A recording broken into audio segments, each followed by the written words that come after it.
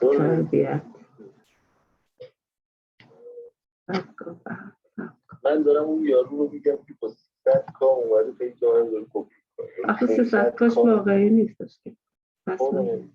نه اونو دارم میگم بابا معلوم اونو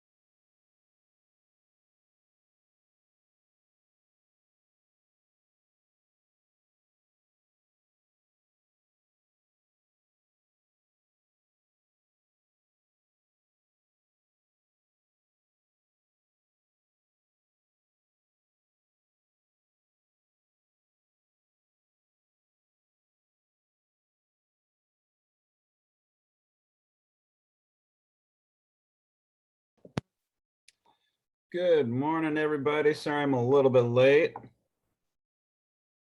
Good morning. How are you?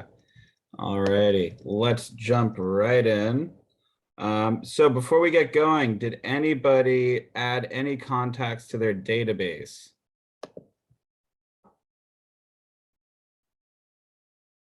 I'm gonna ask everybody. I added one as a test, but I didn't really have anyone to add, but I did mess around with it. Oh, nice. How did that go? Was it easy to figure out? Was it difficult? Yeah, I mean, it's not the most streamlined process, but I think once you figure it out, you figure it out. Right, yeah. That's what I figured with it, but it honestly, it's really, really powerful tool once you get used to it. So I recommend everybody take a stab at it. But let's start with Felipe. How are you today? I'm good, man. I feel like I haven't seen you in a while. I agree. It's been a little bit. What's up? What's new? Have you done any lead generating? Do you have a chance Yeah, to? I've been doing some cold calling. Nice. I did since when? Since Monday? Or with Tuesday? Wednesday? Since Monday, I think I did 20 calls and I got 3 people. Nothing crazy, nothing wild, but I'm trying to get door knocking going this week.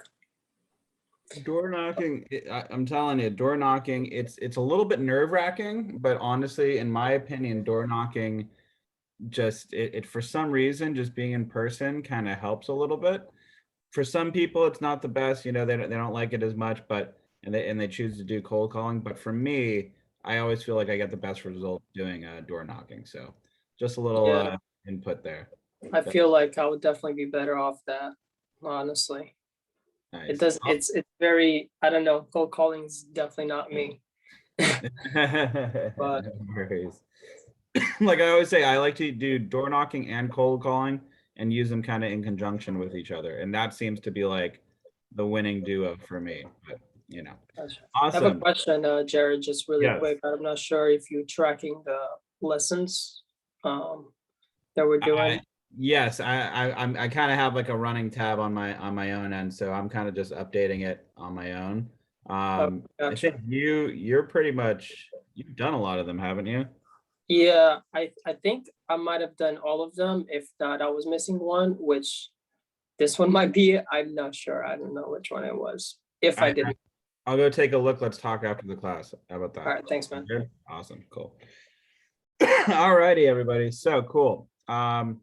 Since I'm a little bit late, we're gonna kind of skip all the numbers reporting. So we'll just jump right into the material for today's class. Let's see. Here we go. So since I missed one of the classes last week, we're still only on 3, which is fine. But I think the actual thing says 4 today.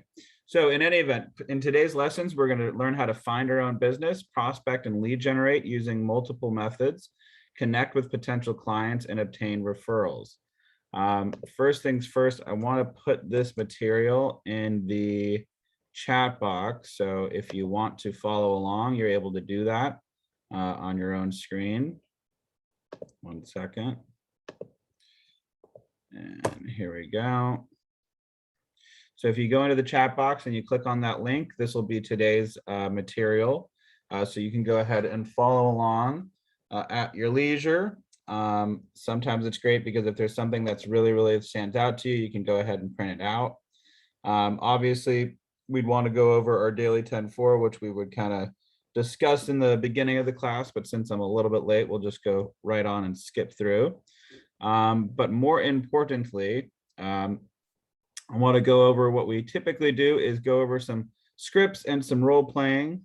If I could have, let's see, Nicholas Drohan, are you available to read one of these scripts?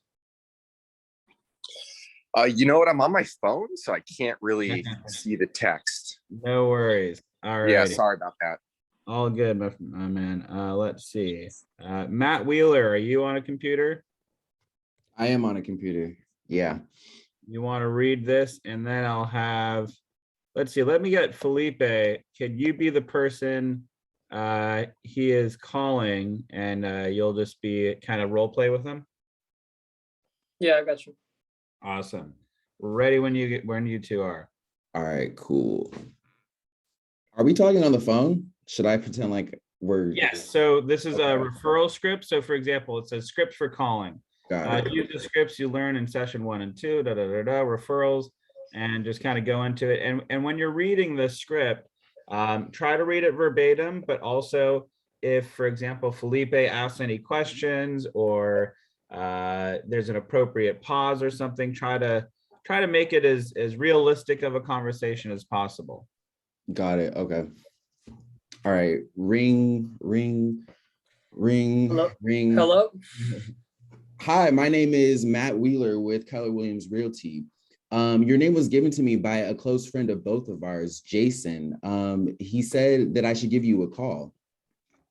Is now a good time for us to talk for a couple of minutes? Yeah, I got a few minutes. Okay, cool. Awesome. Yeah, so Jason said you were actually thinking about buying a house, and he asked if I would give you a call. He said he and I both want to make sure that you're in great hands and that you have the very best. So that's why I was just kind of giving you a call. Yeah, I like Jason. Jason's cool.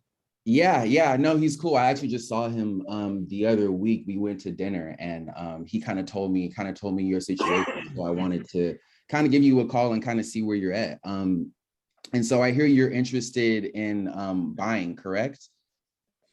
Yeah. I was in a market for it. Yeah. Awesome. Have you seen anything you like thus far?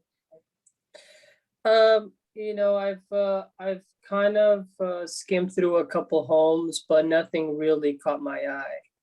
Got it. And do you know kind of what areas you're looking at or sort of some areas you would like to live?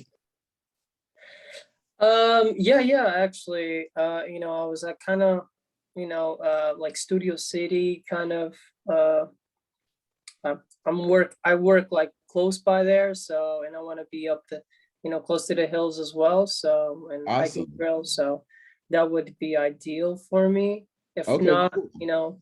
not too far from it. Yeah, no, that's like sort of the edge of the valley. That's a great area.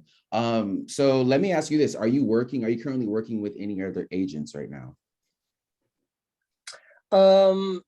No, not at the moment. Okay, no, that's awesome. That's good. Well, I'm definitely here to help and I'm excited to help you. So let's do this. The next step is for us to get together. I can answer all the questions you have. I can sort of explain, the entire home buying process. It'll really only take about 20-25 minutes, 30 at the most. What works for you? Do you think today, tomorrow, or sometime this week? Do you have some time to meet? No.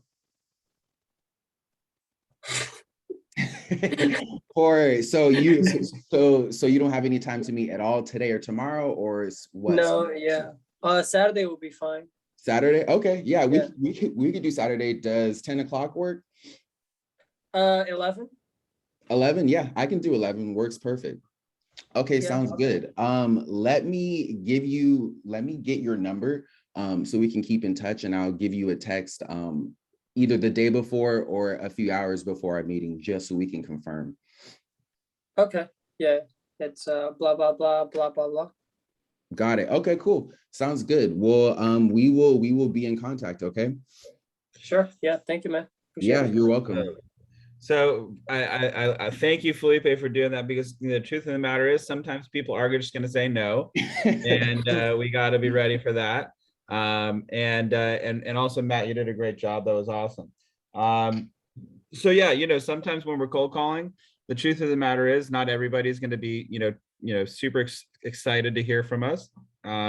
Obviously, those are not the people we're looking for, but it is good, however, that Matt kept going, are you sure? Like, because sometimes you just need to ask. And in real life, I know that we're just role playing right now, and I know this might sound hokey, and kind of like, oh, come on, whatever. But I'm serious. Sometimes it just takes an extra little beat to go, are you sure? Not today, but how about this weekend? Okay, yeah, fine. I'll meet this weekend. And you'd be surprised that that extra question, that extra little push makes all the difference, versus, let's say, for example, they're role playing, or let's say it's a real call, and they go, yeah, so what time is today okay, or is tomorrow better? You give that, like, question, this one or that one kind of thing, and they go, no, today doesn't work, and I'm sorry, but tomorrow doesn't work for me either. I really got to go. Okay, goodbye. Versus, okay, well, how about this weekend?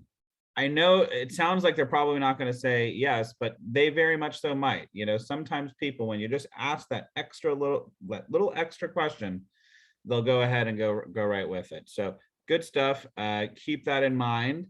But then also, we also have to remember that if somebody, says, I always say, if somebody says no 3 times in a row, I kind of let it be. And then I'll go down to the rest of the script. I understand, just so you know, I have a wealth of timely information and blah, blah, blah, blah. And do me a favor, if you can think of anybody, please keep me in mind.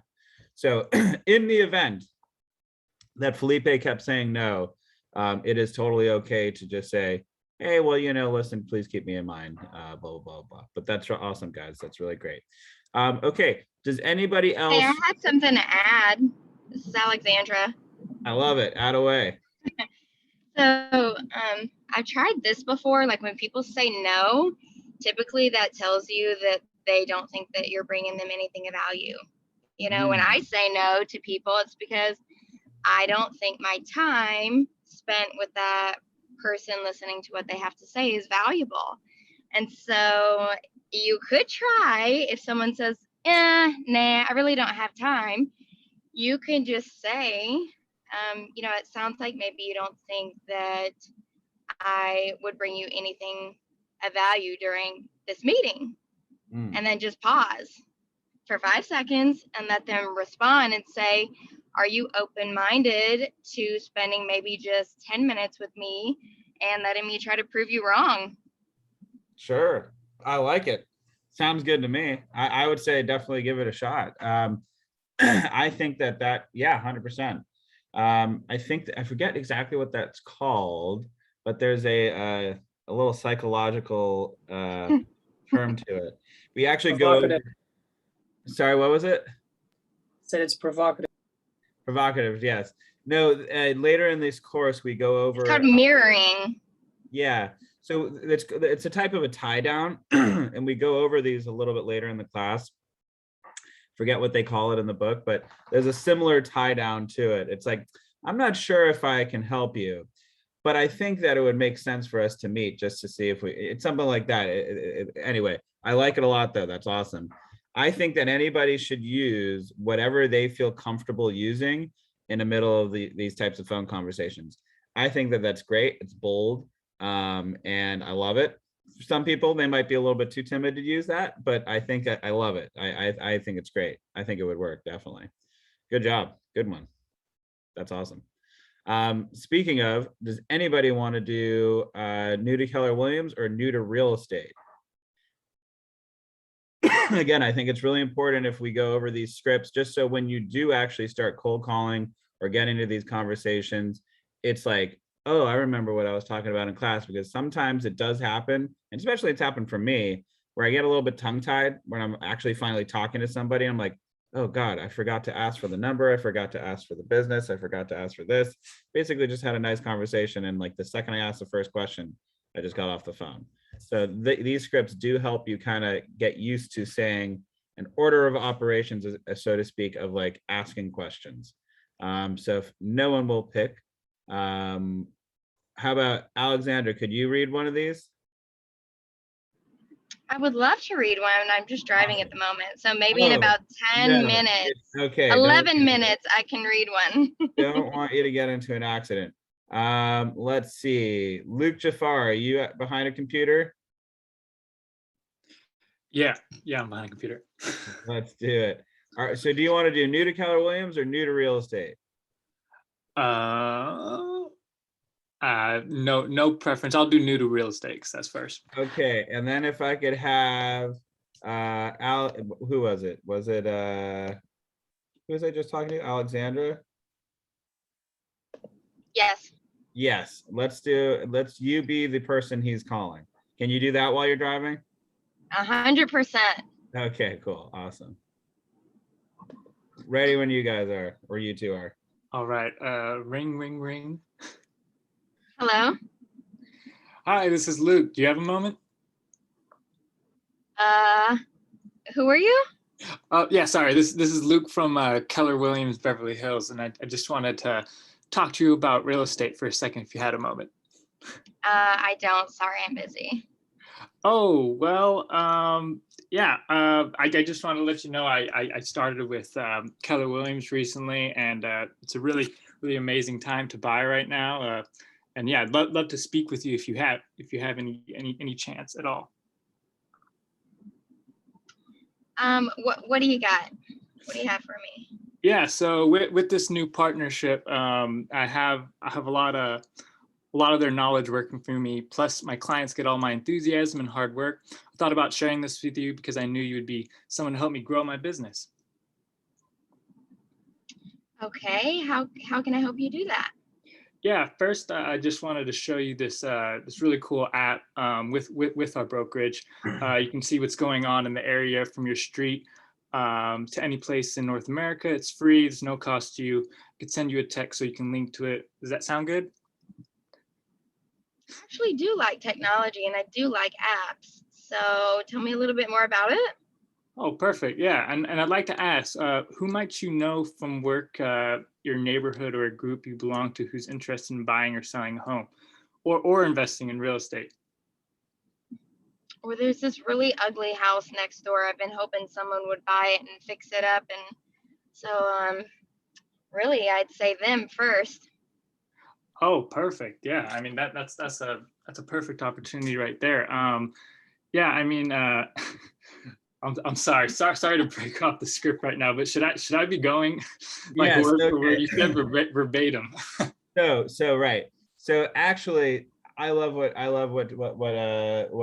Alexander's doing right now. But it might be a little bit advanced for some of us who are just getting into the scripts right now. So Alexandra, let me go ahead. Let me just kind of read one of the scripts where I don't really read the scripts. I just kind of memorize them. But I'm going to switch it up for somebody such as yourself. I'm actually going to use one of the, it might not even be on the screen right now. It's not. But for example, if I was calling somebody who is a little bit, kind of standoffish, I might use a different script, frankly, in the middle of calling them. But let's try that again. So let me say, like, I'm calling right now. Ring, ring. Hello. Hi, is this Alexandra? Do you live over in Bel Air, right? Yeah, I do. Who is this? Hi, sorry, this is Jared Medlinski. I'm with Keller Williams, Beverly Hills. I was just wondering if you had a couple minutes to talk about either your house or maybe your neighbor's house. Sure. What's up? So sorry to bother you so out of the blue. Listen, I actually represent one of your neighbors. We just got them into escrow. They live over at 2201 Linda Flora. Put their house into escrow. It was gorgeous. We had a lot of showings. Listen, but the reason why I'm calling is we had over 200 people who were interested in the property. Only one of them ended up getting it, obviously. So we have 200 people who are interested in homes in your area. So the reason why I'm calling is I just wanted to see if you or maybe any of your neighbors had any interest in buying or selling or investing in real estate. But obviously, I'm a little bit more interested in somebody who's interested in the selling side. Actually, I have been thinking of selling because my HOA is a nightmare. So Yeah. I really didn't know that there were so many people interested in my neighborhood. It's insane right now. Like literally, it's just gangbusters out there. There's not enough houses for the market, for the buyer pool in the market right now. It's great. But listen, Alexandra, I don't want to take too much of your time. I know that I'm calling out of the blue, but a little bit later on today, maybe 4 or 5 o'clock, maybe we can meet up and I can kind of take a look at your property. And if it fits one of the buyers who are looking, I'd happy to set up a couple showings right off the bat. Yeah, so I'll just interrupt the script. So where my mind as just a person not doing this role play was going, I'm like, I want to start asking you questions. I want to know how much it sold for, like, did they get Sure, into a bidding war? And if I sure. would have just naturally been able to ask that, it's just, it Ask fits well away. with saying, you know what? You don't need to give all that information away over the phone. It's important to set up an appointment. Say, It look, is. you know, I'll put all that together for you. So I think you did great. Like the appointment part is key because you can give away all your goods, you know, over the phone and somebody else can swoop in and get the deal. So Yeah. So, I mean, for example, if you did ask that while we were talking, I would have no problem kind of giving you like piecemealed some of the information, because yes, I would like to meet up with them, obviously, to set up an appointment face. Excuse me. But you know, I would have no real issue giving away some of that info. Just mainly, but I would kind of circle right back to trying to set up the appointment. So I mean, my main focus when I'm on that call is to set up the appointment so I can actually meet them face to face. So for example, let's say you did go, oh, before we set up an appointment, let's say, for example, that happened. Oh, yeah. So let's try that real quick. what? Where are So we at in the combo? Oh, I'd be like, yeah, so, you know, I'd love to maybe come by a little bit later on today, maybe 4 or 5 o'clock. But instead you go, well, wait, before we set up an Oh appointment. yeah, well, an appointment. Did you sell that property for asking or over asking, or what happened to it? We got into multiple offers.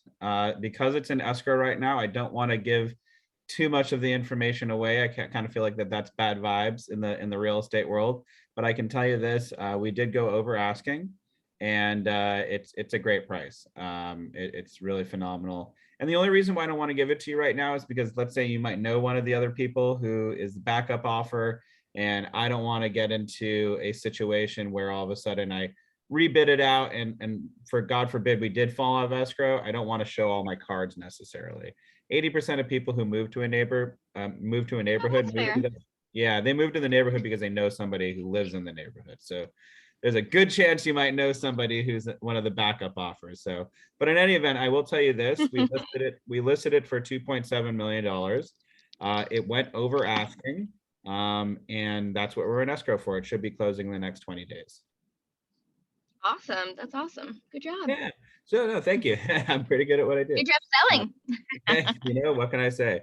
But listen, what I really wanted to know is if you're still open to it, I'd love to come by maybe today around 4 or 5 o'clock, if that's all right with you, or is tomorrow better? No, today's fine. I'm always open to seeing what I could get for my property. I like to stay updated on my current value.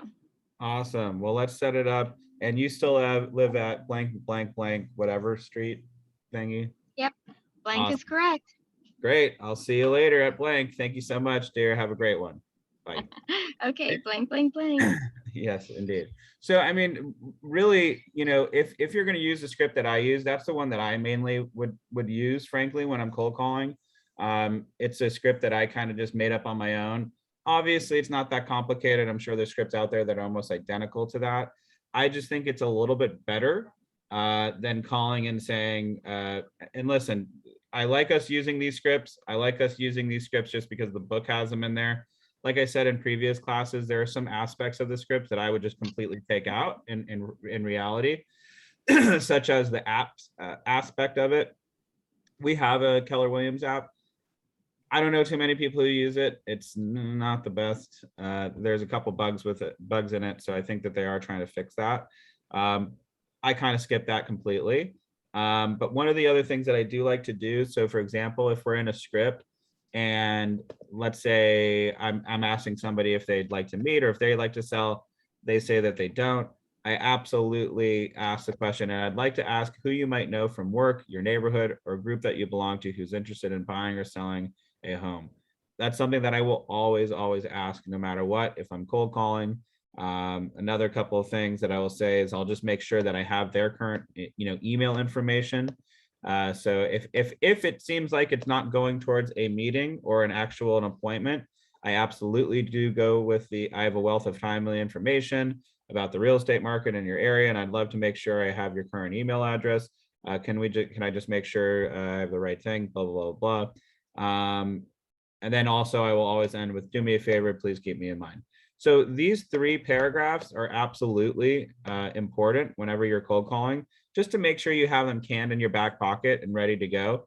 A lot of times I hear a lot of agents, sometimes when the pandemic wasn't happening, hold on one second, my dog wants to get out of my room. Okay, buddy. Hold on, okay. Go.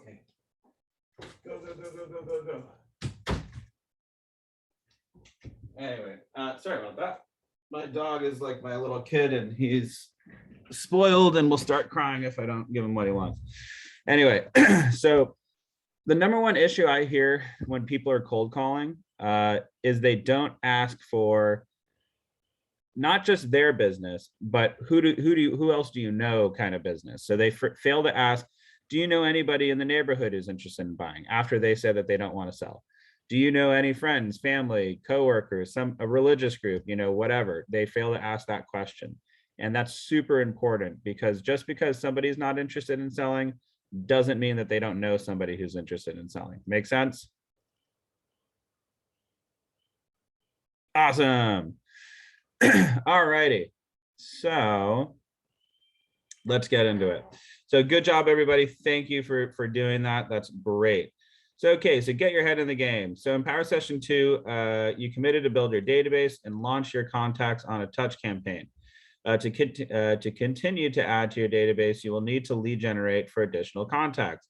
Why is active lead generation important? So let me ask everybody. You may be in a situation, and for some people on this call, this very well may be the case. You may be in a situation where, you know a lot of people in LA. Your phone's already ringing. Maybe you have a family member who's a developer or something. You're going to get some deals right away. Or maybe you're an experienced agent who, frankly, has pretty much sold a house to every single person they know. And you used to get like 10 calls a month just about, selling property. Now you're maybe only getting 1 or 2 calls, a month, maybe no calls a month. And you're just kind of going, well, where's my business right now? So that's what I think the main point of active lead generation and why it's important. So can anybody tell me now, after saying that, why would active lead generation be important? Because you never know when a lead is gonna follow up with you, come back to you. Like you might, it might not be in the moment, but later on, they are actually thinking about, or actually when a conversation comes up in their life, they might think of you later on. Absolutely. And so for me, what that kind of spells out is being proactive rather than being passive in trying to find business. I know for me, I'm in a moment right now where I'm having a little bit of a dry spell. I closed, I had one of the busiest, times in my career, just the last, 4 months. And then all of a sudden now I'm like, wait, where's my next client? And every single client that I do have happens to be like, oh, yeah, I want to buy, but I want the housing market to cool down. Or, oh, yeah, I'm interested in selling, but I have a couple of situations that need to happen before I'm able to sell. Or my point is, they're all 3, maybe best case scenario, they're a month or 2 out before being able to buy a house. Worst case scenario, they might be 6, 8, 7, maybe even a year out from actually, pulling that trigger. So when I'm in a situation like that, I don't want to just depend on those people. I want to go out there and try to find more business, more people who are a little bit more actionable. On average, it takes, and again, this is an average, so it could be sooner, it could be later, from point of contact to actually purchasing a property, it could take on average about 6 months for somebody in Los Angeles that we talk to. So for example, if I'm not lead generating, I should be able to expect that I'm going to have no business or no new business for another 6 months from that day. Each day that passes, that's another 6 months on the calendar for me. So for example, if you're not lead generating, don't expect any business for the next 6 months.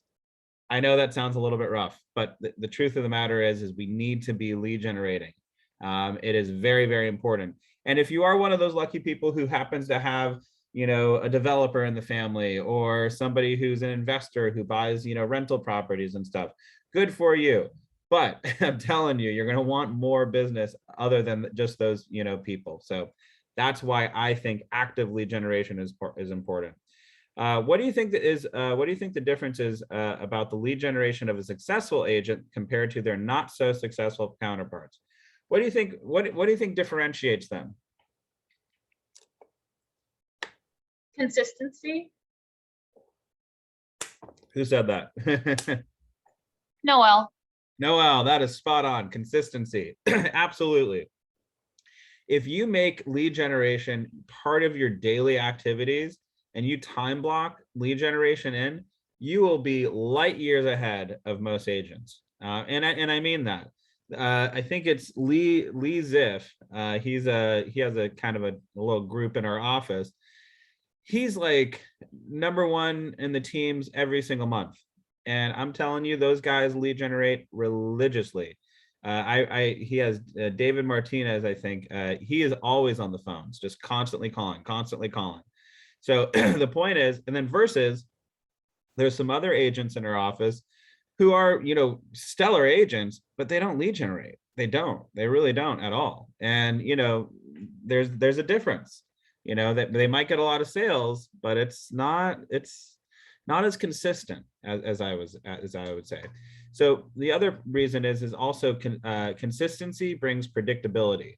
If you're able to predict your business, that is a well-run machine. So good stuff. Some food for thought.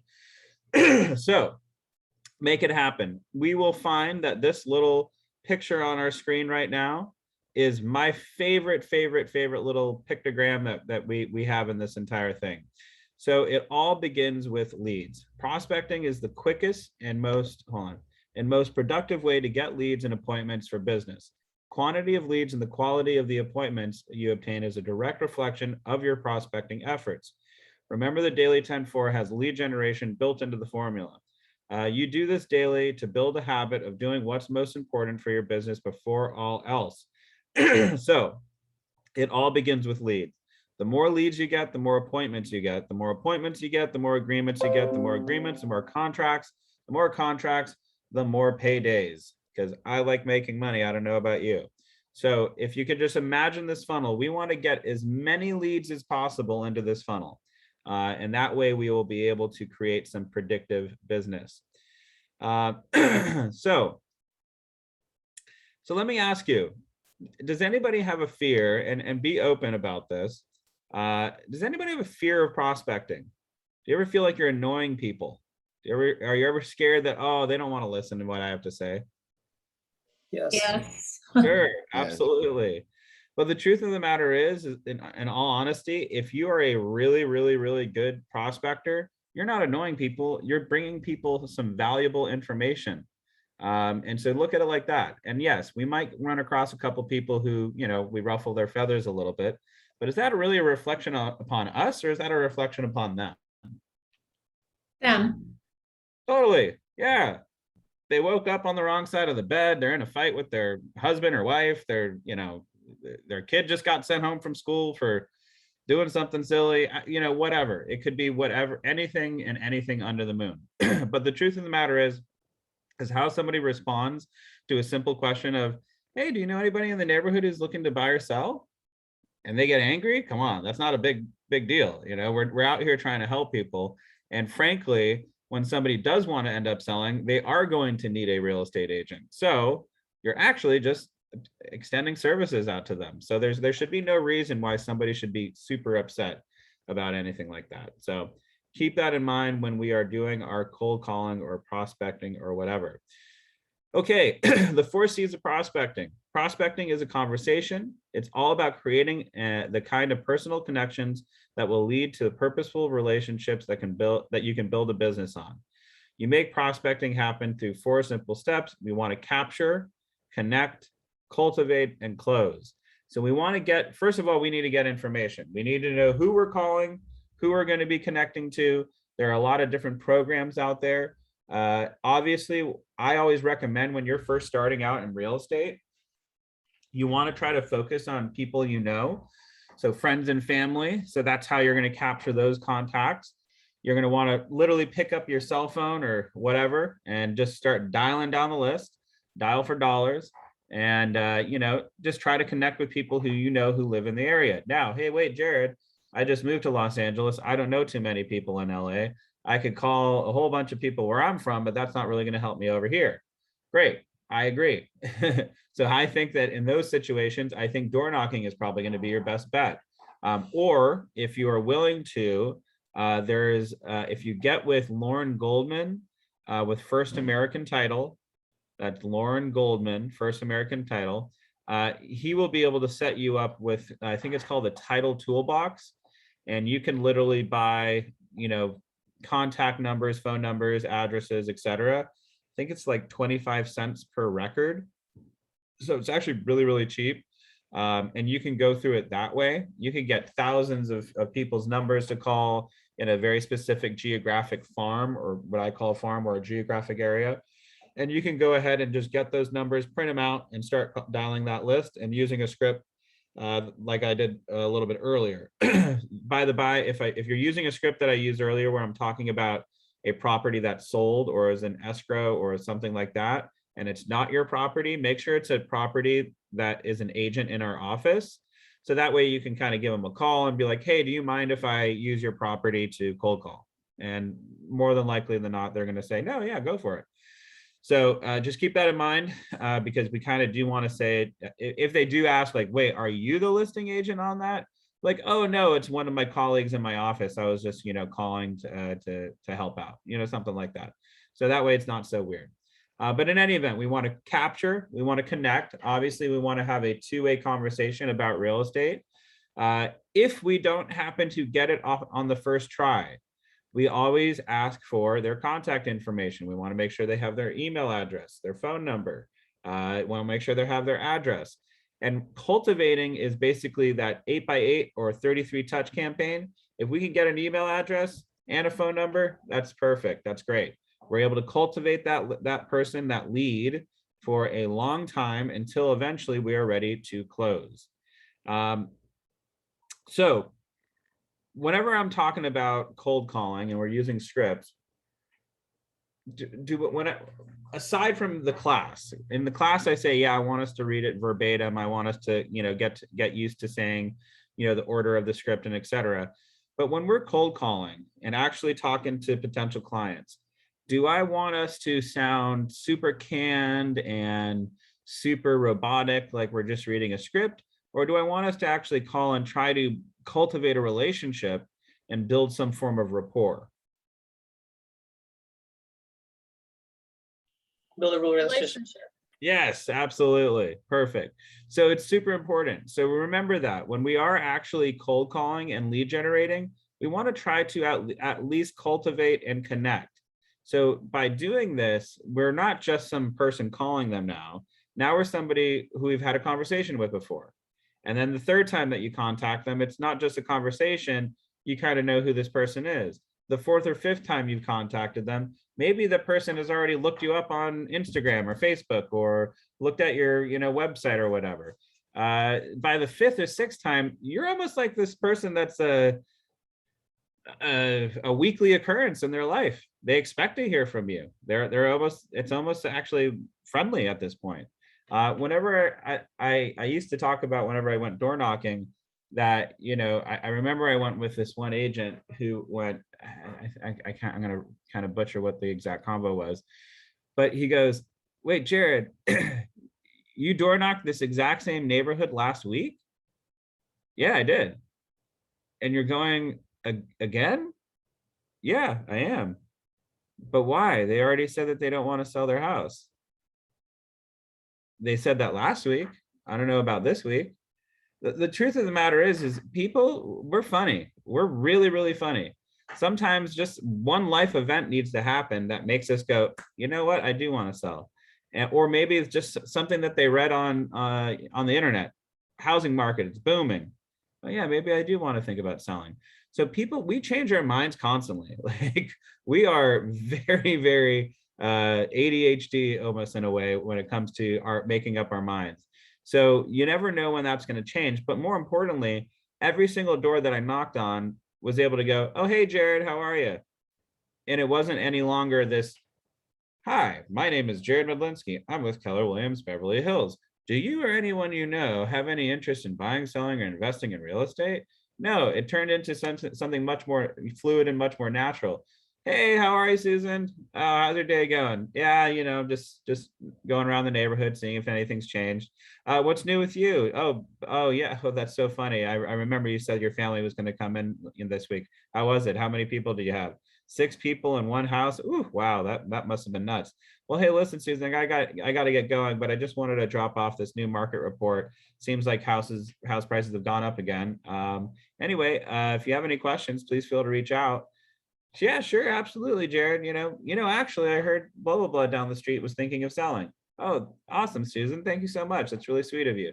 The point is by cultivating relationships during your prospecting or lead generation activities, you're going to be able to create more of a local expert feel, so to speak, whenever you're doing these lead generating activities. Now, on the flip side, I know there are going to be some people who have no interest in making new friends and have no interest in getting to know people. That's fine.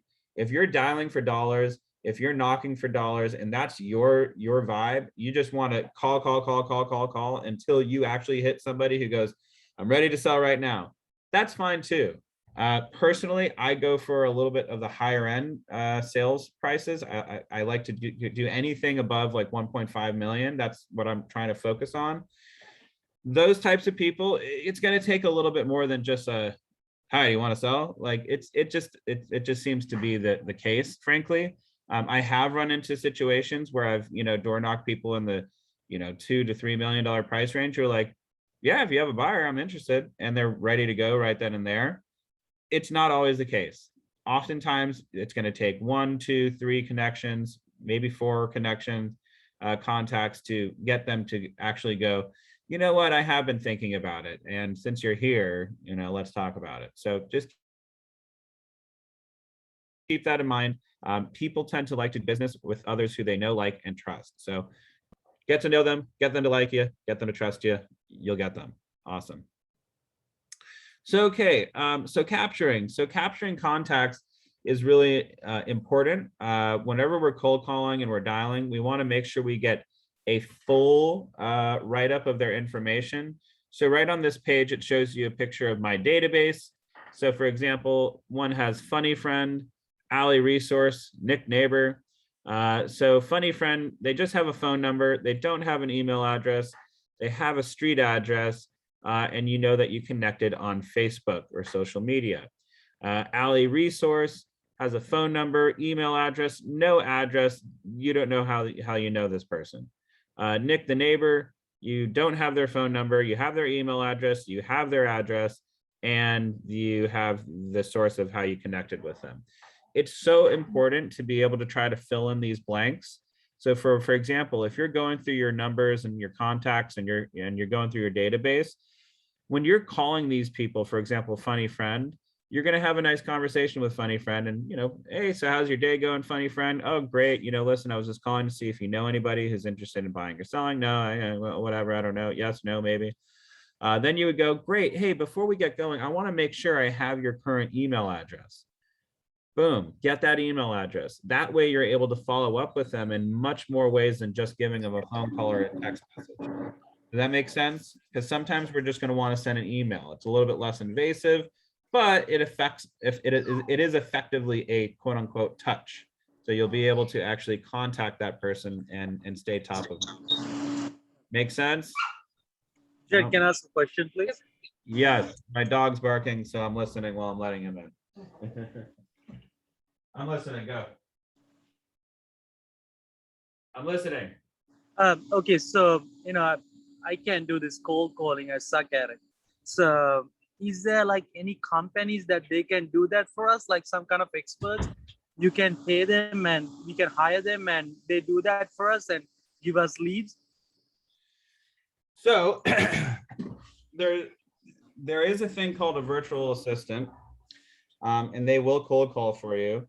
But can I ask you first, what is it about cold calling that you don't like? Um, I wouldn't do it. That's the problem.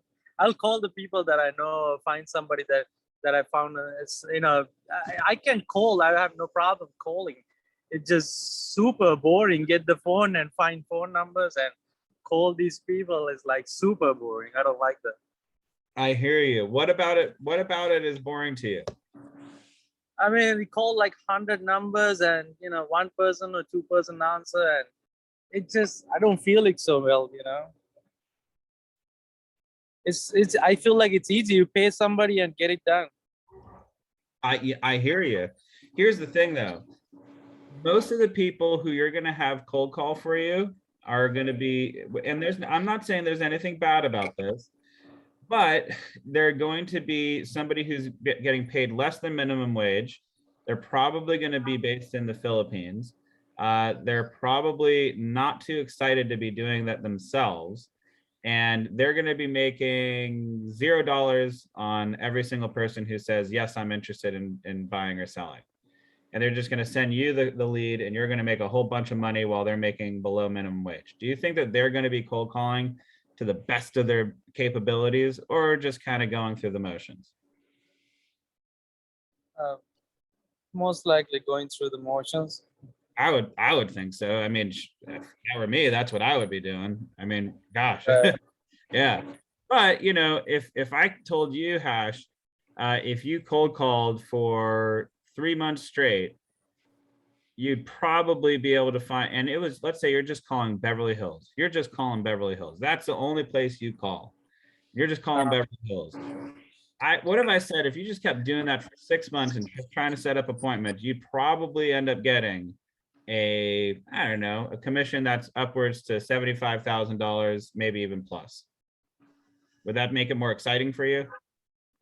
I think so. Yeah. Yeah. I mean, that's really honestly the thing that I kind of have to look at it. Every single call I make, I'm that much closer to winning. So why wouldn't you be happy about it? Every no is just that much closer to a yes. I mean, I'm stoked about that. Michael Jordan once said, it's like everybody asks, talks about all my successes, but they don't realize I missed I think it was 9,000 something plus shots in all my games. I missed that many. I missed more than I made. But the truth of the matter is every single time I took that shot, I was that much closer to that winning, buzzing beating shot. The point is yes, everything in life that's worth doing is going to have a little bit of suck attached to it. It's just the truth of the matter. I wish I could tell you, go for it and just find somebody to do all your cold calling for you. Hold on, I'm going to mute you for a second. You're a little bit noisy. If you want to use a service to cold call for you, by all means, they exist. I just don't think, for example, I think the cheapest one that I could find, because I've looked into it too myself, I think the cheapest one I found was like $500 or $600 a month. And, that doesn't sound like a lot of money. It sounds like it's a pretty good deal, right? But if you don't close anything in 6 months, are you going to be happy spending that money? Probably not. Probably not.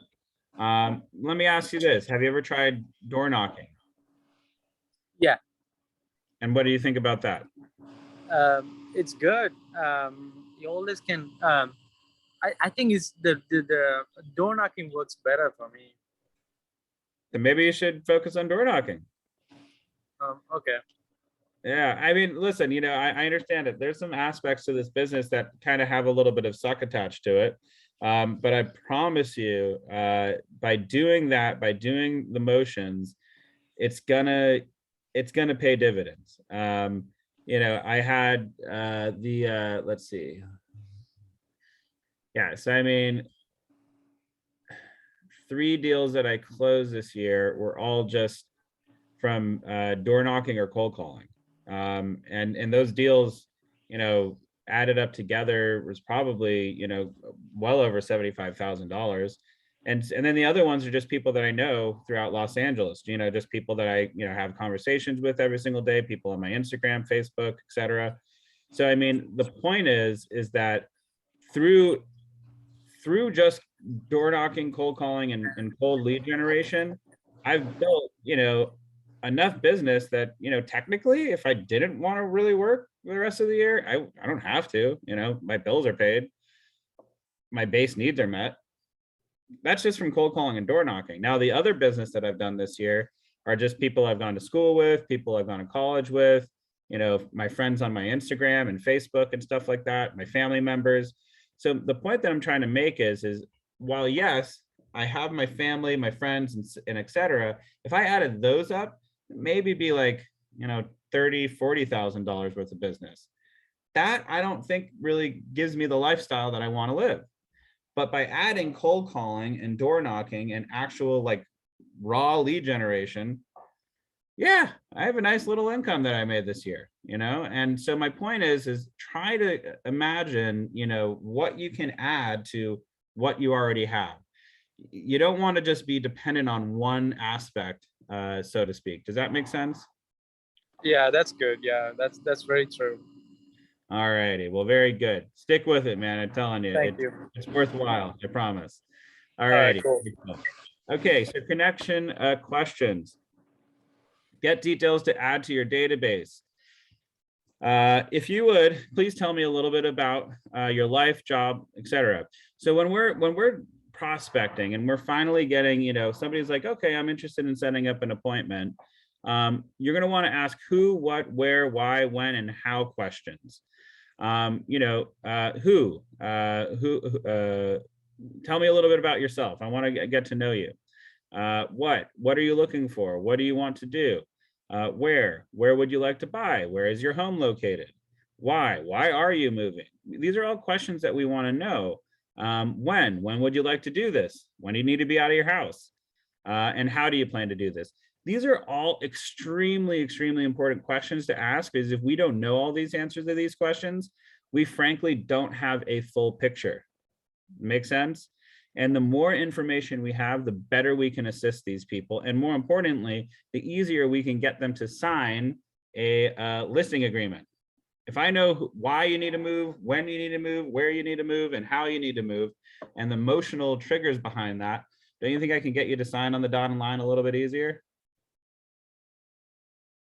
Totally. Very cool. All righty. So let me see. I need to put my dog in his kennel really quickly because he's just going nuts. But who's in front of a computer and wants to read this next page and then cultivate right after? I can do it.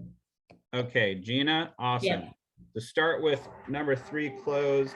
I'm gonna chase my dog around the room for a second to put him in his kennel. Sorry, Okay. and I'll be right there in a second. Okay. Okay, great. Number 3, close.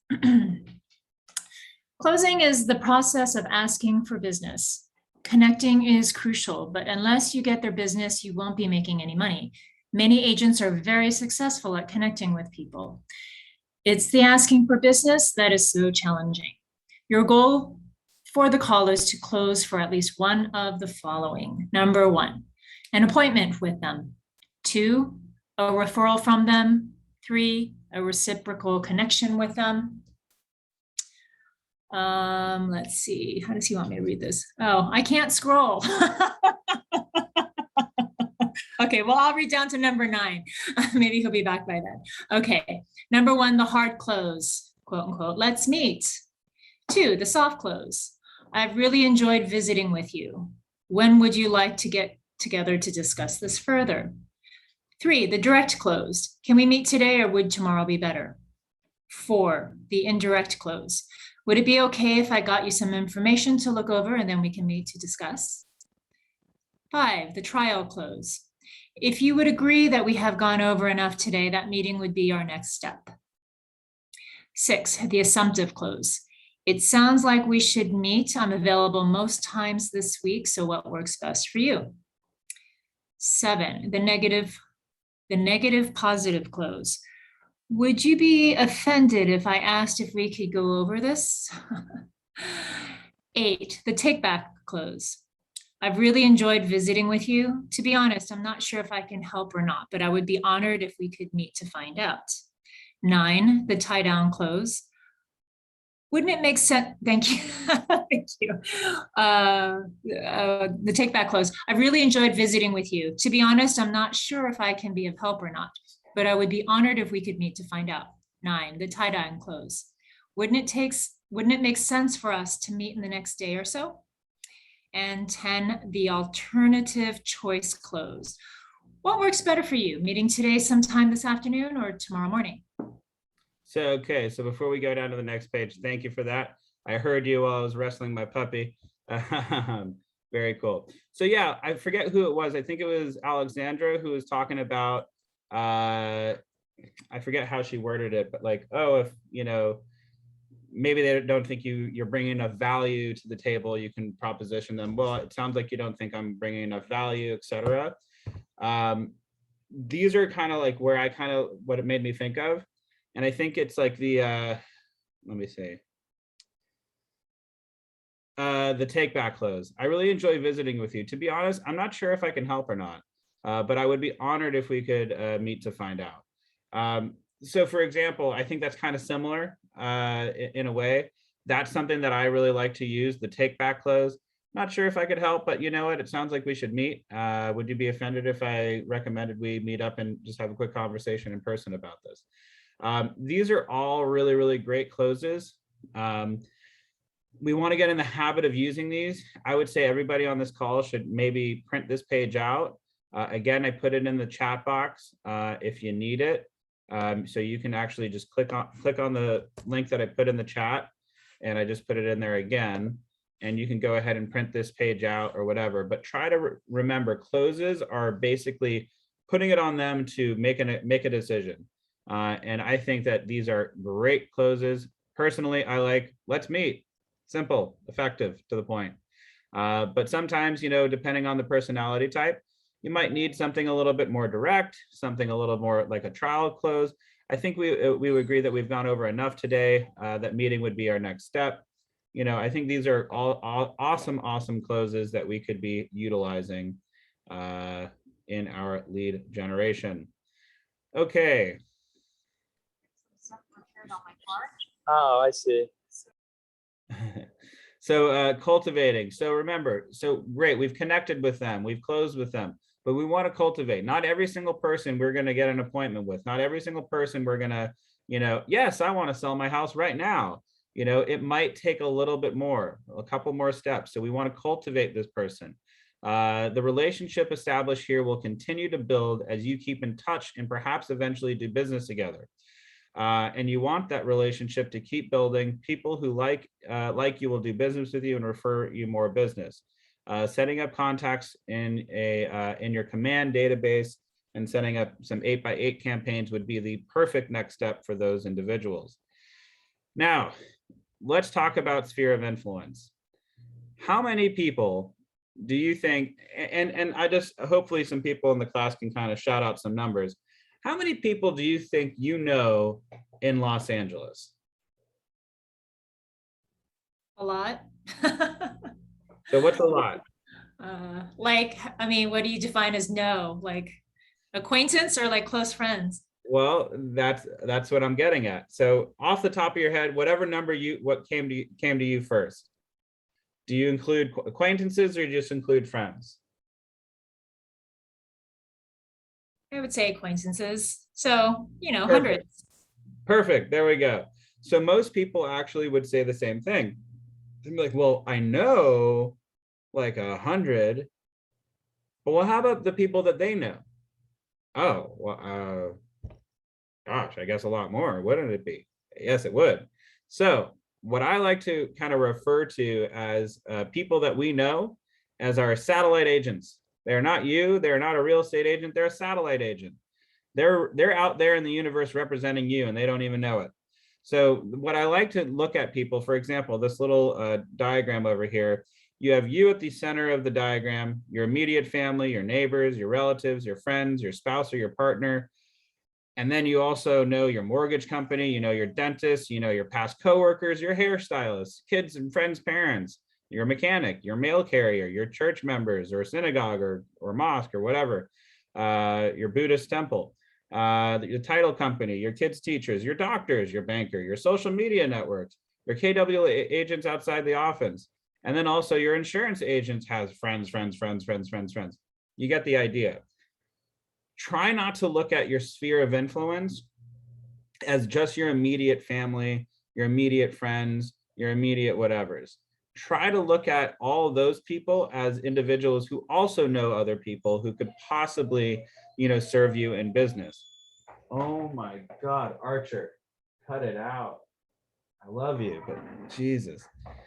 I love my dog, but he's such a baby. I don't give him attention, and he's like all upset and up in arms. The one thing this pandemic has done is created very dependent dogs. It's hilarious. But anyway, so whenever we're talking to our sphere of influence, we always want to ask the question, who do you know who might be interested in buying, selling, or investing in real estate? And by asking those questions, you'll never know until you ask.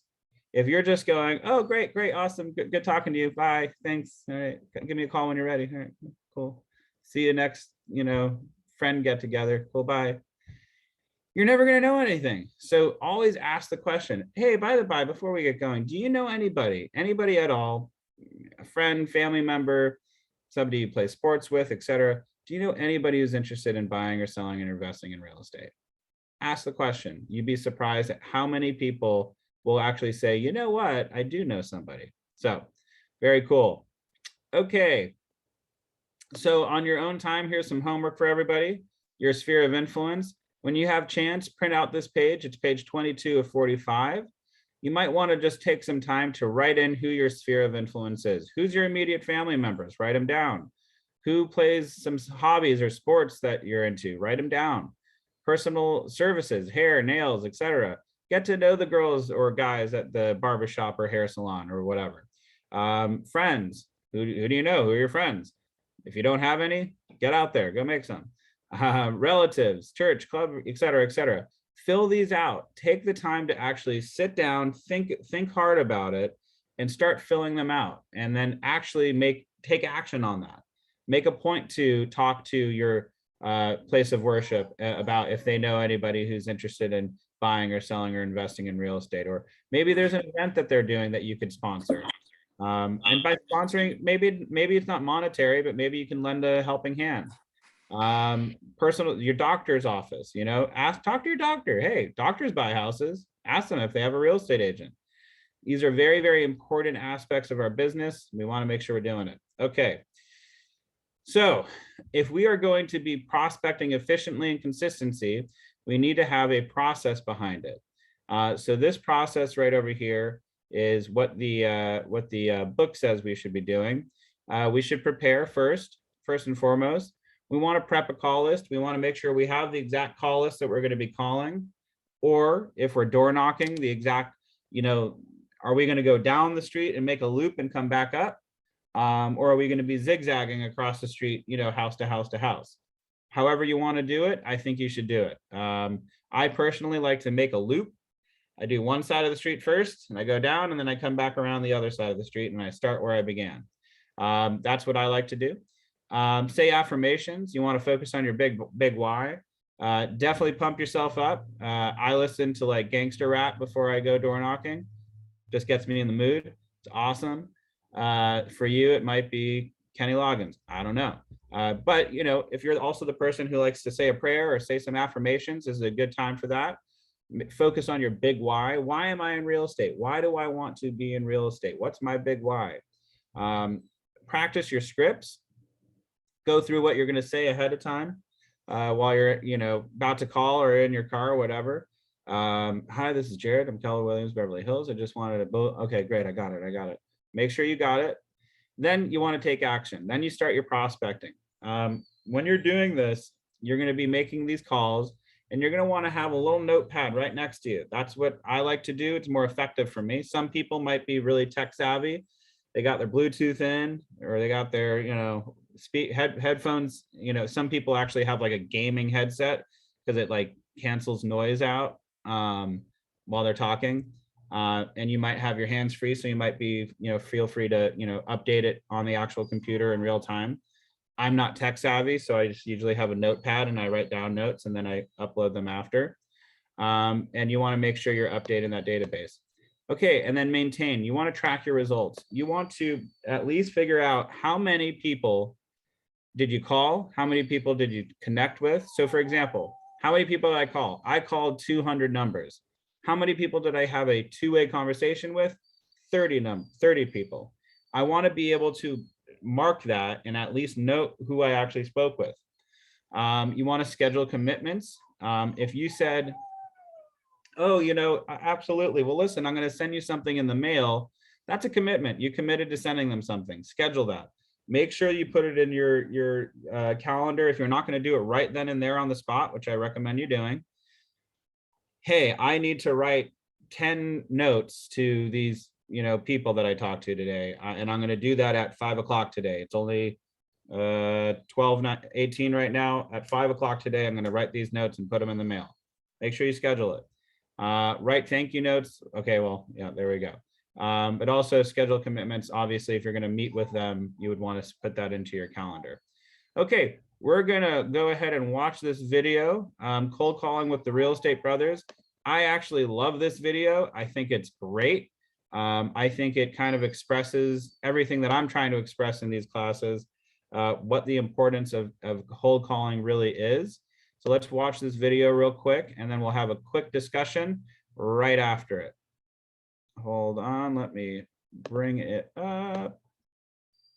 And I'm gonna get a coffee while this is playing. Hold on. Cool. So I'll say where we're from and then you get production levels. Is that all right? Hi, my name is Dylan Provenche. I'm Sean Provenche. We're from Toronto, Ontario, Canada. We're the Real Estate Brothers. 2014, we wrote 72 transactions for $47 million. Sean and I are very lucky because we're actually fairly entrepreneurial in sales. So we were able to just sort of survive by luck and by just sort of being likable and nice. We had a decent business that wasn't growing. We did a lot of door knocking originally, but what we found was with bad weather, plus you have to drive to door knock, it was just too much of a wild card. If we were to grow the business, we needed to add people to our database. And if we were going to do that, we needed a systematic way that we knew we could achieve results that were predictable. So we just kind of started cold calling about 3 hours a day, and we found that the results were phenomenal. Come take a look where we've been this whole time. You can literally do it from your kitchen. It's just more time effective. Yeah. If you're cheap like we are, you don't want to spend a ton of money on the web or in print. Telephone lines, you pay a monthly bill and you can call all you want. Why don't you come in here? I'll show you the cold calling here. We've got a map where we've broken the entire city into zones. We like to target areas where we have buyers. It's been scrubbed to the do not call list, and it still represents over 250,000 phone numbers. All of our desks have 3 monitors. We have Mojo in the middle. We have our scripts on the right. And then on the left, do some research on the house they're calling for, stuff like that. Cold calling is like adding jet fuel to your car or something. Like it pumps your business up. We went from making, what was our first year? Like 70K. And then this year together we did $1.1 million. So this is Sean calling from the Real Estate Brothers. You know what? I'm so sorry to bug you today, but I just noticed that you have to treat cold calling as though it's an appointment. If you don't prioritize it, things will always find their way in and block you from being able to do it. And it's the most important thing you can do for your business. Absolutely most important. And you have to quantify it as well. The bold 100 contacts a week is a really, really cool way to set a bar. To set a bar and get started and stick to it. Whatever your decision is. I was just wondering, has anything changed in your plans? Are you still thinking this straight to get it on the market? You can't think today was a bad cold calling day because today doesn't matter. What matters is what you accomplish in a year. And if you just keep adding people to your database and systematically follow up with them and take care of the people who you work for, you'll do great. You're not always going to have great success every day, but it's by doing it every day that you have great success. We're going to be in the neighborhood for the next 2 weeks giving free evaluations. You know what I'd love to do? I'll say too that one thing that we were afraid of, and I think everyone is just the rejection side of things. People being mean to you on the phone and rude. We have this saying with our team that you're either part of our future or part of our past, and either way it's fine. The people who are rude to us are obviously not going to be part of our future. Have a chuckle about it. Like, honestly, when someone cusses at me or something, I just laugh because it's funny. And you think that it might make sense for us to book something tentatively for the weekend? The more time you spend not on the phone, you're losing money because that 3 hours of my day is my 20% where I make my money. Don't get ready to start thinking about how you're going to eventually do something. Just do it. Like, just do it. Done. Stop watching this video. Get off your butt and go start dialing numbers and talking to people. Just get on the phone. Yeah, and if you hate money, don't do it. Yeah. I think. I love that video. What are some ahas that we got from that video? I like And that they had the 3 screens, and like you had the mojo, the scripts, and you know the database. Totally.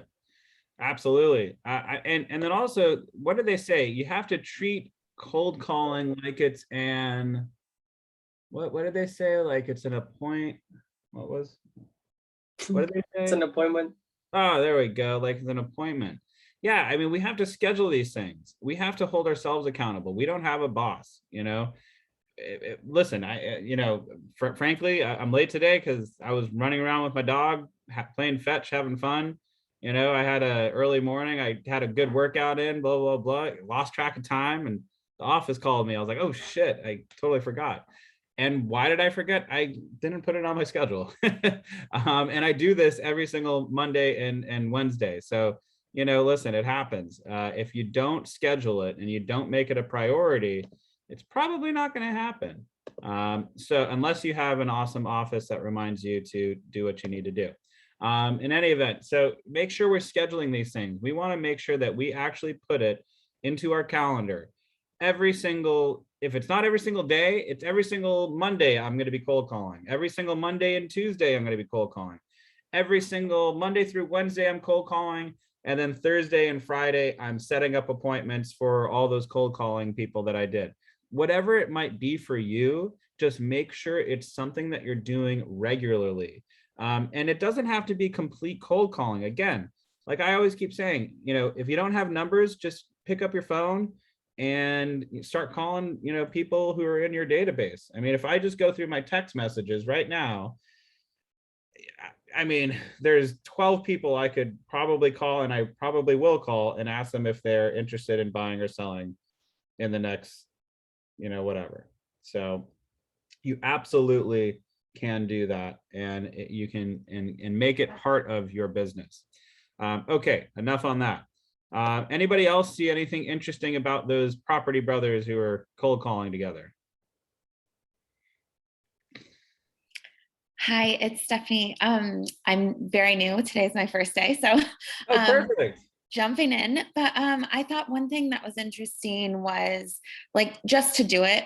Every call is not going to be your perfect call or anything like that. But when you're calling, you're not even face to face, so you can be prepared and have scripts and you know, and don't let one bad call get you down. Just laugh it off and then go to the next. Listen, the way I look at it, the first couple calls I make on each cold calling session, I call them my freebies. I'm nervous. I got some cobwebs in there. I'll say a couple things that are wrong. I'll fumble over my words. You know, I'll be like, hi, this is Jared Medlinski. I was just calling to look if you were interested in selling. Oh, so you're looking to buy, selling? I'll just say something stupid. Like I'll stumble over my words or whatever. Who cares? It doesn't matter. But what does matter is the consistency that we put behind it.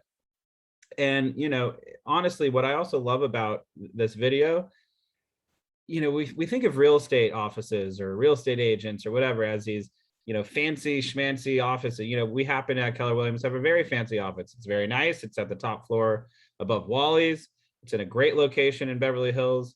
Couldn't ask for anything more impressive or spectacular. Truth of the matter is, do you really need it? Do those guys look like they work out of a super fancy office? Looks like they took over an old motel and just kind of set up shop there.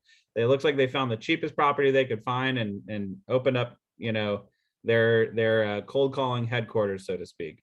So the point is no, you don't need all the flash, all the whatever. It's a couple of dudes and a couple of people who work on their team, and they're just dialing for dollars. They're just cold calling, and that is their whole purpose. And their 20% is 3 hours every single day. They're just cold calling. That's all they're doing. And I'm telling you, if you make it purposeful, so for the people who are like, I don't like cold calling, you might not be very good at it then. The more you do it though, the better you will be at it, and the better you'll be able to find ways to connect with people in a very short amount of time. And you know, listen, I look at real estate as an ability to connect and have a conversation with somebody within 30 seconds of meeting them. That's really what we're talking about, is trying to figure out how to connect with somebody within 30 seconds and to be able to get them to the point where they're willing to share information with you. And I can tell you, as a guy who spent his entire life trying to talk to the pretty girl, I know how to do that. Or at least I think I know how to. I'm kidding. But my point is that when you get used to talking to strangers, people that you don't really know, but you end up learning how to connect with them in a very short period of time, you will all of a sudden find that cold calling is extremely effective. And I'll tell you a reason why. Has anybody ever been on Amazon or anything like that? And you're interested in buying something. Somebody name something that you've recently shopped for on Amazon. Anybody? Plant hangers. Plant hangers. Plant hangers. Very cool. Plant hangers. Couldn't be more specific. That's awesome. So for example, maybe you looked at plant hangers and you were thinking of getting them, but you just didn't get it for whatever reason. You put it in your shopping cart, you're about to get it. You're like, do I really need to spend $100 on plant hangers? I don't, maybe not right now. Maybe not right now. Okay. So you start doing other stuff. A couple days pass. You're on Facebook or Instagram, and all of a sudden this little ad comes up. Plant hangers on Amazon. Buy it right now. And you go, oh shoot, I was going to buy those plant hangers. And you know what? I just closed that big fat commission check. You know what? Yeah, I'm going to buy those plant hangers for $100. Has that ever happened to anybody? Or maybe it's not plant hangers, but it's something similar. Anybody? I think that happened to all of us now that you said plant hanger 5 times. Very cool. Well, for me, I was looking at buying a kayak during the pandemic. When the pandemic first happened, I was like, I cannot be cooped up in my house. I cannot be, whatever. I agree. At the beginning of the pandemic, it was like, maybe you could get this thing just by walking past somebody in outdoors. So I was like, I don't know if I want to go on hiking trails in Los Angeles, but I want to be able to find something that I can do where I can be safely distanced from people, but also be outside, working out, doing something fun, etc. So I wanted to buy a kayak. And I was like, oh shit, I could get a kayak, and I got to get a roof rack for my car. Then I got to do this. Maybe it's going to cost too much money. So I put it off. The pandemic went on for like 2 months or something like that. Maybe it was like 3 months at that point. And I was like, oh gosh, we're going to be stuck at home for quite a while, it seems like. And then I realized, you know what? It's worth the investment. At the time, I didn't see the value in it when I was first looking at it. But eventually I did see the value in getting this kayak, and I ended up getting it. I got a roof rack, I got all that, probably spent, close to $1,000 just on kayak gear and crap. Point is, when we're cold calling, somebody may have, a month ago or something like that, thought of selling potentially, but they just kind of put it out of mind. But if you're that person who happens to call that individual and you kind of prod them a little bit about selling or whatever, that you'd be surprised at how quickly that person will go, yeah, you know what? Actually, I am interested in selling. So I look at cold calling as the Amazon of real estate. You're basically touching them or getting in contact with them in their own homes where they're just relaxed, having a cup of tea or whatever. And you're just going, hey, remember you were thinking of buying. They don't know that you're saying that, but the point is essentially you're saying, hey, remember selling your house? Remember that conversation you had with your husband or wife a month before, and you kind of talked about it, but you never, did anything about it? Well, now's your opportunity. And you might be surprised at how quickly that somebody will go, oh, you know what? I was thinking about selling about a month ago, but I completely forgot about it. I got busy. But you know what? Now that you call, yeah, I am actually interested in selling. How much do you think my house is worth? You'd be surprised at how many opportunities you have in those situations. So look at cold calling like that. It's about the quantity, not necessarily the immediate quality. My mouse is frozen. Anybody have any question while I'm trying to figure out why my mouse is frozen? Oh, I have a question. Yes. If you set up an appointment, right, and then like you ask to go check out their home, what do you look for in the home? So I think what you're saying is, Repeat that one more time. If I set up an appointment to go look at the home, what am I looking Yeah. for? Okay. Yeah. So so for example, first and foremost, when I'm cold calling, I do a good amount of research about the neighborhood that I'm calling in. So for example, if I have a whole bunch of houses on my list that are from Bel Air and it's on Amalfi Drive, or sorry, that's a little bit outside of it. Or let's say it's on I don't know, Linda Flora, for example, or it's on Roberto Lane, or it's on, Stradella. If it's on any of those locations, I know already, right off the top of my head, how much new construction is being sold for per square foot. I know exactly how much fixers are being sold for per square foot. I know the difference between homes that are 2 to 4 bedrooms that are sold and how much those are sold per square foot. And I also know what 5 to 10 bedrooms are being sold for per square foot, and whether or not if it's a fixer or if it's an updated version of that. So with that information that I have, what I'm looking for in the house is what's the condition of the house? What's the sellability? How many beds, how many baths? What's the location? Does it have a view? And all of these things, because what I'm essentially going to do, Felipe, is I'm going to basically have, before I even meet with them though, I'm already going to kind of create a very rough, because I haven't been in the house yet. I haven't been in the backyard. I haven't seen, all the, what the living conditions are like, so to speak. But I'm going to have a rough CMA already prepared. So I'm going to already know vaguely how much this house should be sold for, depending on 2 factors. One, if it's a total fixer or if it's nicely updated. So based on those 2 factors, I should pretty much know how much this house is going to be sold for before I even walk in the door. Now, when I walk in the door, I might go, oh, shoot, I was assuming from the exterior of this house, because the only picture that I have of it right now is when it was first purchased 10 years ago. I thought it was going to be a total fixer. But I walk up and, oh my gosh, they've completely redone it. It's mid-century modern, just like the original picture, but it's updated. I'm walking in the house. It looks like it's brand new, like it was built, a year ago, not 10 years ago. So I'm going to go, oh, well, great. Well, now I know it's on the higher end of this spectrum.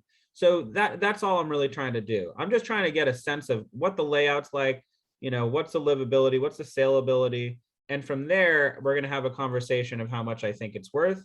I'm going to ask them, and I'm getting a little bit ahead of myself, but the questions that I would end up asking with those clients is, after I have them show me around their property, I'm going to ask them a very simple question, which is, so Mr. and Mrs. Seller, just out of curiosity, obviously I'm here to give you my professional opinion of what I think the home is worth, but out of curiosity, what do you feel that this property is worth?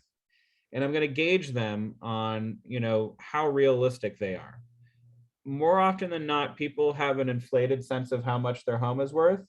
And then plus they kind of have what I call the used car mentality, where they think that they can haggle with their own real estate agent for how much value their home has. Truth of the matter is who controls value of a home? The seller. The buyer. Buyer. The It's buyer. whatever somebody's willing to pay for the property. Value is based on a seller and a buyer agreeing on a price that the buyer is willing to pay. That's pretty much how value is determined. As long as you find somebody who's willing to pay X amount for it, then that's the value of the property to that person, at least. Now, if you have a loan, obviously we're getting into other territory. The bank's going to have to agree with the buyer, frankly. But let's say the person's all cash. If the person wants to buy a 2-bedroom, 1,200 square foot, shack for $10 million, they're totally well within their rights to pay that amount. But in reality, that's not going to happen. So what we tend to like to do is we want to find what's within the market. What would it go for if it was on market? And that's kind of how we determine value. We kind of go off of recent sales data. We definitively go off of recent sales data. We want to find homes of like kind, and that's what I would use to kind of assess the price. But Felipe, to answer your question more directly, what I'm doing is I'm essentially assessing the property for its value when I'm going to meet with them. Make sense? Yeah, it makes a lot of sense. Thank you, man. Perfect. Hold on.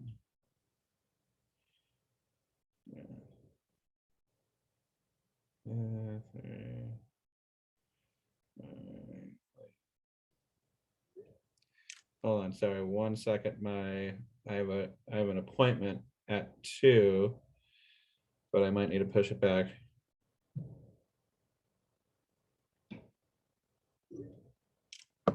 Okay, awesome. So, okay, prepare. Solid preparation is a foundation for any successful prospecting. Plan to spend approximately 30 minutes getting ready. Prep the call list. Generate a list of names, phone numbers, and pertinent information. Referrals. Sphere. Who is due for a call? Participants can now see your application. I don't know what the hell that meant. That's weird. Can everybody just see my screen right now? I can see it. Yeah. Yes. Okay, that's so weird. I just got like a pop-up thing that says participants can now see your application. I'm like, do I have any applications open on my screen? I don't think I do. Anyway, Sphere, who's due for a call, for sale by owners, leads from signed calls or websites, etc. You want to know who you're calling. Rehearse your scripts. Formal script practice is a daily activity you should be doing with a script partner or as a part of a team prior to preparation time. So for everybody who's on this call, if you want to practice scripts, you can always, DM me on Instagram or something like that. I also can give my phone number out. I'm typically free to practice scripts. Hold on. In the late mornings, but also if anybody wants to pair up in this class, feel free to do so. But I'm usually free for a good 5 or 10 minutes to practice scripts, etc. 386 8590, and then also Jared Betty.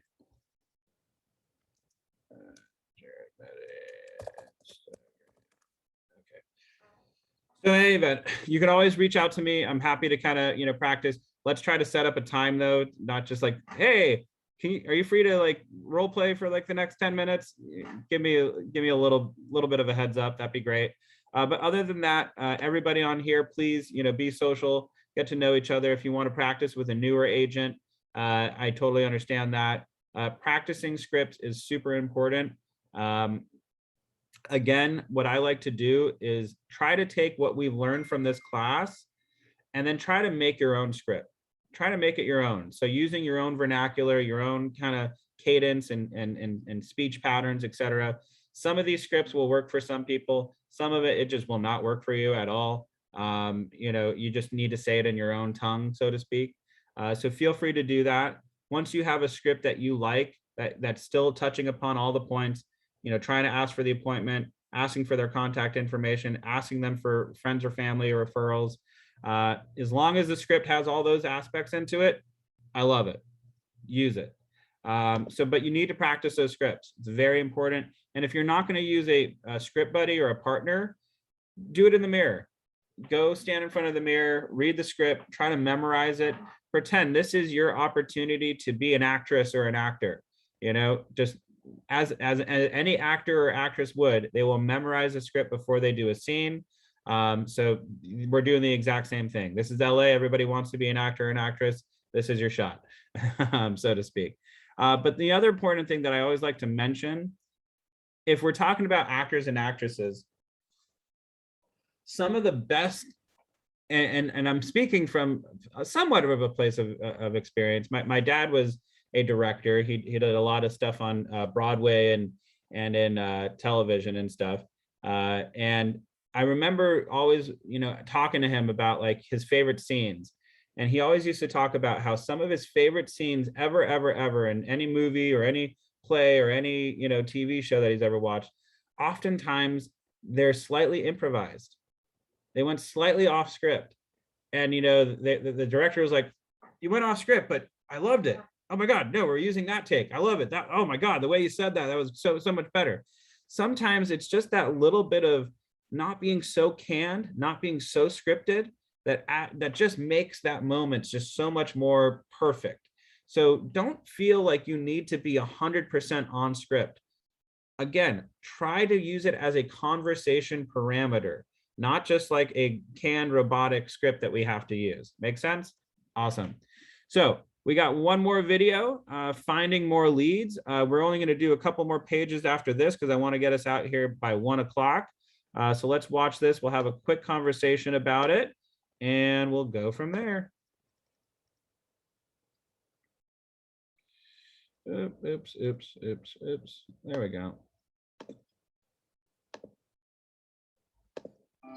Lead generation is your #1 job. You have started by calling your Mets, your sphere of influence.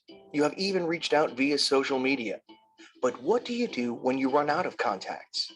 Where can you find more leads? There are many places you can find additional prospecting opportunities. Think about your children's sporting events or activities. And don't forget about your own organizations and clubs. Your children's school or PTA would be an excellent source for contacts, as well as your place of worship. Even your mechanic. They rely on referrals for their business just like you do. Using these and other sources for prospecting opportunities will lead to more contacts and referrals that will grow your business. More contacts and referrals will lead to more appointments, listings, and closings. This will help you meet and exceed your goals. Awesome. That was a quick video. Anything stand out in that video? Cool. Well, I feel like we are slowly but surely going past our attention span, which is okay. So let's kind of end it over here. Anybody have any questions in regards to anything that we went over today? Anything that just been on your mind in regards to real estate? Anything at all? I had one question. I know I missed the very first class. Could you just like briefly go over the daily 10-4? Like, do those numbers mean anything? I'm also curious about that as far as. Sorry, one more time. The daily 10-4. Could you just like briefly review that? I'm sorry, I was reading a text message. One more time, man. I apologize. Oh no, you're fine. The daily 10-4. Could you just? Oh yeah, the daily 10-4. Oh gosh, the daily 10-4. Felipe, can you help me with the daily 10-4? Don't you know this by now? I don't think so. Wait, let me try. Okay, let's try. 10-4. Okay, so 10 appointments, 10 notes. No, 4 notes. I'm gonna interrupt you there. See, it's all good. I got you. So it's not gonna go. So the daily 10-4, and this is something that we should all try to memorize. This is something that we should be implementing daily into our real estate careers. The daily 10-4 basically consists of this. We want to make 10 contacts per day. And these are our baseline numbers. We want to make 10 contacts per day. We want to do 10 handwritten notes to the people that we just recently contacted. Then we want to do adding 10 people into our database. And then from there, we want to do the one thing that is not daily is previewing 10 different properties per week. So if we just do anything at all throughout our day as real estate agents, as long as we are making 10 contacts per day, meaning having a two-way conversation about real estate per day, writing, following up with the people that we spoke with the previous day. So for example, it says handwritten notes. I'm okay with a text message. I'm okay with an email. I'm okay with a direct message on Instagram. And it's basically just the same thing that you would do if you went and had coffee with one of your friends that you haven't seen in a while. You get coffee, you have a great conversation, you catch up, you schmooze, whatever. Then the next day you might send them a text message saying, hey, it was really great meeting up with you. So glad we finally had a chance to meet and have coffee. It's been so long. Really enjoyed our conversation. Let's do this again sometime soon. Right? You'd say that to a friend. So same thing that you would do with people that you're prospecting with. You're just going to follow up with them basically and just say, hey, it was a great conversation. Then the other important thing that anybody we talk to, we want to add them into our CRM. Our CRM is a customer relation management system or whatever. Somebody in Beverly Hills is calling me. and we want to just make sure we're following up. Does that make sense? Got it. Yeah. Hello, this is Jared. Hey, Joe, how are you? Joe, to be honest, I've been hanging out. I haven't been doing much. Joe, can I call you right back though? I'm teaching a class right now. Okay, I'll call you right back. Okay, bye. My barber, he's a great guy. He's getting a little bit old. I've been cutting my own hair since the pandemic started, and he's like, "Where the hell have you been?" And anyway, that was a nice call, but feel kind of awkward. But anyway, so the most important thing, honestly, is making sure we're doing our daily 10-4. If you don't do any of it, at least make 10 contacts per day. Just focus on the lead generation at this point. Right now, it's the most important thing that you could be doing, is trying to at least make 10 contacts a day. And before we get going, what are ways that we can contact people besides door knocking and besides cold calling? Text, Instagram, Facebook. Perfect. What about when you're at the grocery store? That's works. Yeah, It works. Works. What about when you're at the dog park? Works. What about when you're with your kids at the playground? Or maybe you're a big kid at heart and you like going to play on the swings by yourself, whatever it might be. My point is, when you're at the restaurant, when you're at a bar, when you're at a networking event, whatever it might be, you have an opportunity to meet people and talk about real estate. So it doesn't always have to be cold calling. It doesn't always have to be door knocking. It doesn't even have to be a purposeful activity for lead generation. It could just be in your day-to-day. When you're walking to get the mail and you start talking to a neighbor, maybe you're living in a condominium. Chris, the fourth one was of the daily 10-4 was the, I think, previewing 10 homes. You want to make sure you're previewing 10 properties in the area that you're specializing in. Awesome. So, so just keep in mind, lead generation doesn't have to be just a set task. It could just be in your day-to-day life. And if you can make that little tiny mental change in your head, hey, when I'm out and about, I should be thinking real estate as well. You'd be surprised at who you meet and who may turn into somebody who wants to buy, sell, or invest. So definitely some food for thought. All righty. Anybody else have any other questions before we go? Awesome. Well, I hope everybody has an awesome rest of your week. On Monday, I'm going to ask everybody how many, one, I'm going to do the actual reporting thing. And then two, I'm going to ask everybody, how many contacts have you added to some form of a database? Whether it's a CRM in Command, whether it's a third-party CRM, whether it's just something on Excel spreadsheet, or maybe you're just cleaning up your contacts in your phone and making sure that you're able to contact them a little bit more effectively. Whatever it might be, I'm going to ask you how many have you actually done. So with that, thank you all for joining. Hey, Jared. Yep, sure. Do you still have time to review that? Should I call you or something? Yeah, give me a call. I put my number in the chat box if you want to highlight, copy paste that. That'd be great. All right. Thanks. Awesome. Hey, Jared, real Yeah. quick, what's the CRM that you said that you use? I use Command. That's the one that we have with Keller Williams. I used to use Lion Desk. My whole thing is, Noel, I don't like spending money if I don't have to. So I usually just go for the free one, and Command's free. So that's why I use that one. Cool. That's awesome. There are some other ones. I'm not even going to get into it right now, but I like ones that also integrate with the Mojo dialer that I use, because that's the one thing that I do pay for. The only thing is those ones are so expensive that it's almost like, is it worth it to me? So anyway, I'm not even going to get into that. But really, honestly, the only ones that I'm familiar with that are really good, Command and Lion Desk. Those are really great, great options. Awesome. Thank you. Awesome. And then also Excel spreadsheets. People use those too. So, all righty. Well, thank you, everybody. This has been awesome. I hope it wasn't too boring. I'll be back in the class starting Monday. So if anybody wants to join in the actual classroom, that'd be awesome. And other than that, have a great weekend, and we'll see you next week. Bye. Thank you.